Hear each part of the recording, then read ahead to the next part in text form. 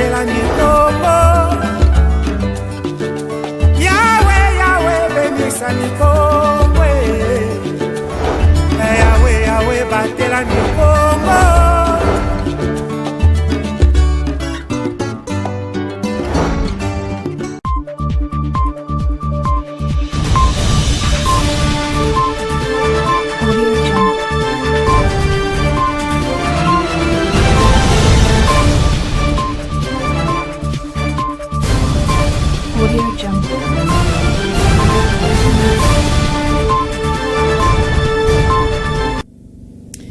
C'est l'heure du journal. Mesdames et messieurs, merci d'être avec nous. Soyez le bienvenu dans cette session d'information. Ouvrons par une nouvelle. 2 accidents de circulation routière se sont produits dans l'après-midi du jeudi 21 août 2025 sur la route nationale numéro 1.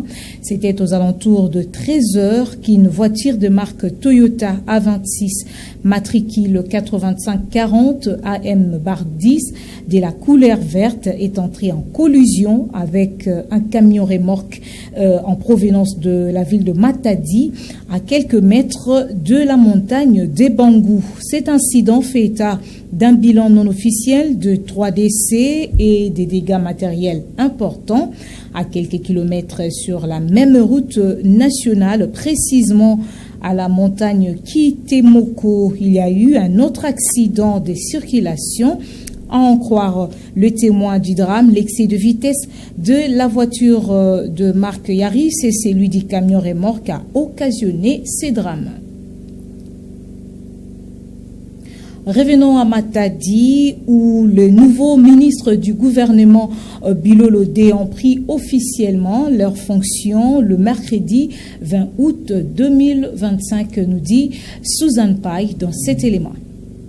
Il s'est tenu le mercredi 20 août 2025 une série de cérémonies de remise-reprise dans le ministère de nouvelles recrues faisant d'office membres du gouvernement Bilolo 2. Cette série de remise et reprise a été supervisée par le secrétaire général du gouvernement provincial Jules Manswangi Bumba, assisté par ses 2 adjoints. Au ministère provincial de l'Intérieur, Sécurité et Décentralisation, Edouard Samba Sitou a passé le bâton à Jacques Kiazouloa. Le même exercice s'est déroulé au ministère de l'Éducation, Énergie, Ressources hydrauliques, Jeunesse, Sport et Loisirs, jadis chapeauté par Thomas Kiakokwa. Jean-Jacques Toubabozi a pris officiellement ses fonctions. Idem à celui du portefeuille des affaires foncières et coutumières, du tourisme, de la culture et des arts, nouvelle citoyenneté, relations avec l'Assemblée provinciale, communication, médias et porte-parole du gouvernement. Jamalongo Ndeza a été officiellement installé. Rappelons que cette équipe gouvernementale remaniée est appelée à travailler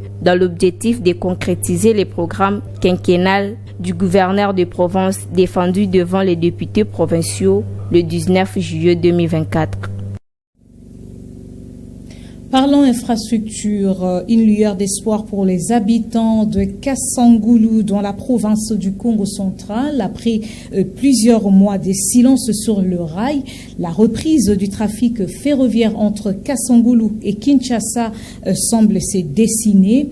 Une réponse attendue depuis longtemps par la population, nous dit Glodino Lukanou dans cet élément.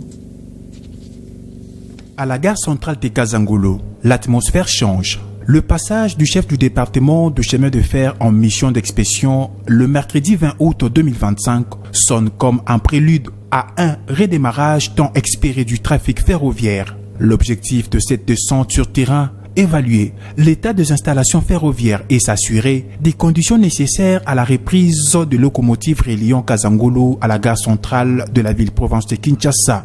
À l'issue de cette visite d'inspection, le numéro 1 du département de chemin de fer a annoncé la visite officielle prochaine du ministre de Transport et Voies des Communications, Jean-Pierre Bemba Gombo. Un signal fort qui annonce un retour progressif du trafic sur cette ligne stratégique. Pour les habitants de Kassangoulou, cette annonce redonne de l'espoir car c'est un souffle de relance qui est attendu. Rappelons que, plusieurs fois, l'opinion publique a manifesté le souhait de voir le trafic reprendre entre Matadi et Kinshasa, qui est l'une des solutions durables pour la mobilité, la sécurité, même les développements économiques, en diminuant tant soit peu les embouteillages sur la route nationale numéro 1. Le compte à rebours est lancé. Les regards sont désormais tournés vers la visite du ministre des Transports et Voies des Communications.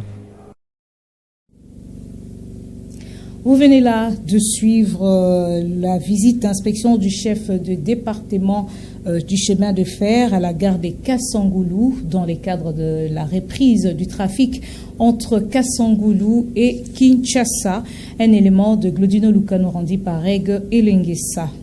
Poursuivant ce journal, un tête-à-tête a eu lieu mercredi 20 août 2025 au Japon entre la première ministre Judith Suminwa et le président de l'Union africaine, Joao Lorenzo, nous dit Pacifique Mwanda.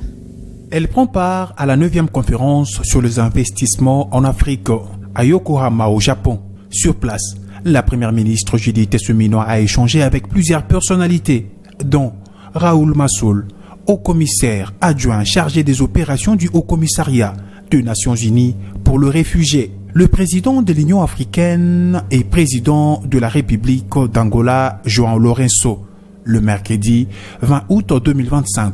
La situation sécuritaire qui prévaut dans la partie est de la République démocratique du Congo, les accords de paix de Washington et celui de principe de Doha, les accords commerciaux signés entre l'Angola et le pays de Félix Tshisekedi étaient au centre des échanges. J'ai eu l'honneur de rencontrer le président Lourenço, président de l'Angola, mais aussi président en exercice de l'Union africaine. J'ai eu l'opportunité de lui faire part d'un message de son homologue et frère, le président Félix Antoine Tshisekedi. Et nous avons évidemment passé en revue la situation sécuritaire du pays, le processus de paix qui sont en cours aujourd'hui, non seulement l'accord de Washington, mais le processus de paix à Doha. Et nous avons eu aussi à échanger sur différents partenariats, accords commerciaux que nous avons déjà ou que nous sommes en train de finaliser avec l'Angola. Notons que ces assises de la 9e conférence sur les investissements en Afrique qui s'y tiennent au Japon prendront fin ce vendredi 22 août 2025. Poursuivons ce journal. D'après un rapport des experts des Nations Unies publié le 3 juillet dernier, le président national du parti de l'opposition Ensemble pour la République, Moïse Katumbi Chapwe, a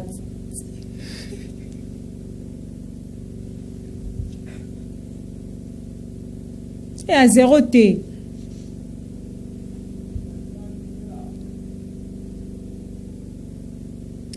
Poursuivons ce journal. Selon un rapport des experts des Nations Unies publié le 3 juillet dernier, le président national du parti de l'opposition Ensemble pour la République, Moïse Katumbi, entretiendrait des relations avec les animateurs de la coalition AFC M23. Le vice-premier ministre en charge de l'Intérieur a invité une représentation de son parti pour éclairer l'opinion publique. Suivez. Le président du parti politique Ensemble pour la République et ancien candidat à l'élection présidentielle, Moïse Katumbi Chapwe, est accusé d'être de mèche avec les rebelles de la coalition AFC M23, auteurs des atrocités dans l'est de la République démocratique du Congo. Ces accusations sont portées par un rapport des experts des Nations Unies publié au mois de juillet dernier. Ce sujet a fait la toile de fond d'un échange entre le VPM de l'Intérieur Jacques Chabani et une délégation des hauts cadres de cette formation politique invitée pour la cause le mercredi 20 août 2025 dans la ville-province de Kinshasa. Quoi qu'il en soit, ce n'est qu'une supposition, si. Alors nous disons, laissons-nous le temps de pouvoir vérifier toutes les choses. Parce qu'il peut être vrai qu'un rapport est circulé. Mais la personne qui est mise en cause a un droit de réponse. Donc nous pensons qu'il y a lieu pour que nous soyons tous sur la même longueur d'onde que la partie qui accuse. Et que nous qui sommes accusés, nous ayons notre droit de réponse. Et là, c'est la personne qui est accusée qui peut nous clarifier. Mais en ce qui nous concerne, nous sommes un parti de paix. Et le président Moïse Katumbi est un homme de paix.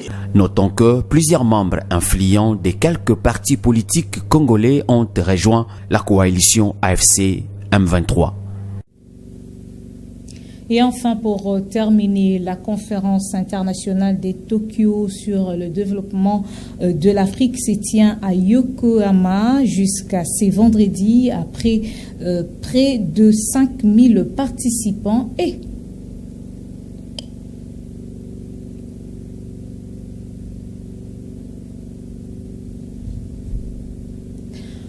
Et puis terminons avec cette information internationale. La conférence internationale de Tokyo sur le développement de l'Afrique se tient à Yokohama jusqu'à ce vendredi avec près de 5000 participants pour renforcer le lien entre le Japon et les continents africains, nous dit cet élément de la TV5 Monde.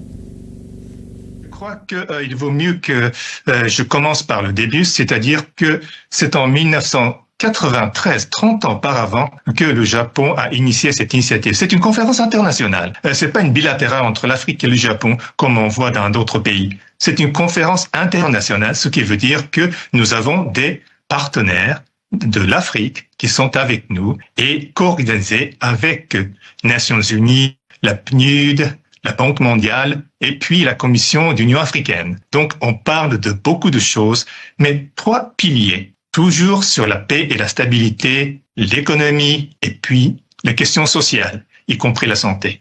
Donc, ça n'a pas changé depuis ces 30 ans, parce que ce sont des défis vraiment très importants pour l'Afrique et nous souhaiterions apporter notre contribution pour trouver une bonne solution avec nos partenaires. Vous savez, l'atout du Japon, c'est le savoir-faire. Et avec le savoir-faire, nous pouvons aider pour la formation, nous pouvons aider pour la capacité, la capacité, et également nous pouvons vous aider pour l'éducation, la santé et tout. Et tout en mettant en bonne coopération avec la technologie que nous avons, nous, veut dire également le privé. Et les pays que nous coopérons, c'est quand on regarde par exemple des coopérations sur l'agriculture, ça s'étend de 35 pays, 39 pays. Et donc dans tous les pays que nous avons les relations, nous avons quelque chose avec eux. Et si on voit un peu les affaires se fait à travers des pays que nous trouvons à l'est du continent. Et parce que la connectivité et puis le fait qu'ils sont fait face à l'océan Indien nous permet, pour nous, voulez dire pour les privés, permet d'avoir un accès plus direct.